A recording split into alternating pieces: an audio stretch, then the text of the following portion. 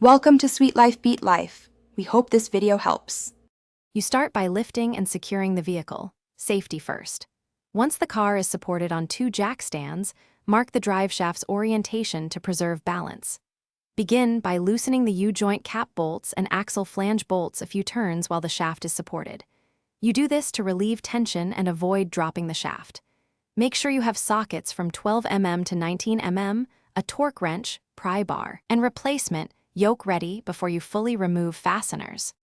Once done with initial loosening, remove the retaining clips and cap bolts carefully. Use snap ring pliers or a small drift so nothing falls. You then press or drive the U-joint bearings out.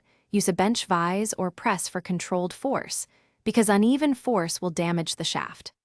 Clean the yoke bore and inspect the U-joint cross for pitting or play. If it's damaged, replace it now. Make sure to keep components organized and note orientation to maintain driveline balance.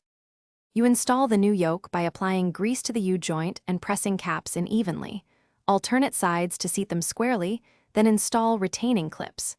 Refit the drive shaft using your orientation marks and torque all flange and U-joint fasteners to manufacturer spec in a crisscross pattern. Once done, lower the vehicle and take a cautious test drive at low speed to detect vibration. If you feel vibration later, recheck flange torque and U-joint seating. Loose bolts. Thanks for watching. Consider subscribing if we helped you.